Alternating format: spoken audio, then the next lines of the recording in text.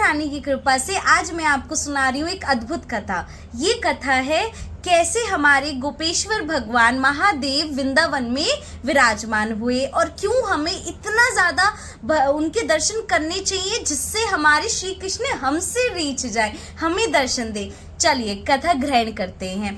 एक बार कैलाश पर्वत पर भगवान शिव हमारे गहन समाधि में थे, मतलब बहुत ज़्यादा ध्यान में लगाए हुए थे और श्री कृष्ण वृंदावन में बंसी वट पर मधुर बांसुरी बजा रहे थे। भगवान शिव की श्री कृष्ण की दिव्य बांसुरी की मधुर धुन सुनाई दी और उनकी मधुर धुन सुनकर भगवान शिव की समाधि टूट गई। भगवान शिव बांसुरी की धुन में इतने मोहित हो गए कि वे वृंदावन चले गए, जहाँ श्री कृष्ण राधा रानी और गोपियों के साथ महारास करने वाले थे। लेकिन महाराज के द्वारा पर ब्रज पर एक अति सुंदर गोपी और वृद्धा देवी गोपियों के मुख्य द्वार पर भगवान शिव को रोक देती है, मतलब बोलती है यहाँ पर कोई नहीं आ सकता पुरुष, यहाँ पर पुरुष सिर्फ हमारे बाकी बिहारी, हमारे श्री कृष्ण, हमारे नंद लाल हैं। और जो ललिता देवी होती है वो श्री राधा रानी जी की सखी प्रमुख है, ने कहा इस निज महाराज मंडल में श्री कृष्ण को छोड़कर कोई और पुरुष को प्रवेश नहीं अनुमति है।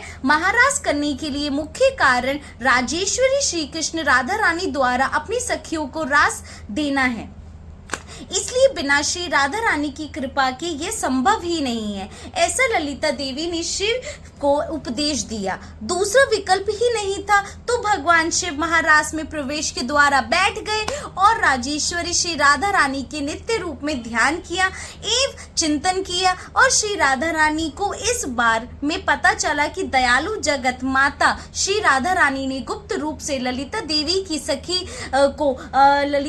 सखी को शिव के पास भेजा और ललिता देवी ने भगवान शिव को कहा यदि आप महारास में आना चाहते हैं या महारास में लेना चाहते हैं तो आप उन्हें राधा रानी के आश्रय लेना चाहिए। मानसरोवर में स्नान करें तभी आप प्रवेश कर सकते हैं, अर्थात आप गोपी के रूप में धारण करके महारास में प्रवेश कर सकते हैं। भगवान शिव ने ललिता देवी सखी की बात मान सरोवर में डुबकी लगाई और सुंदर गोपी के वेश धारण कर लिया, महारास में प्रवेश किया। और महाराज के दौरान हमारे श्री कृष्ण ने एक नई गोपी भगवान शिव के बारे में पूछताछ की। श्री कृष्ण ने ललिता देवी को श्री कृष्ण को अपने पास लाने के लिए कहा।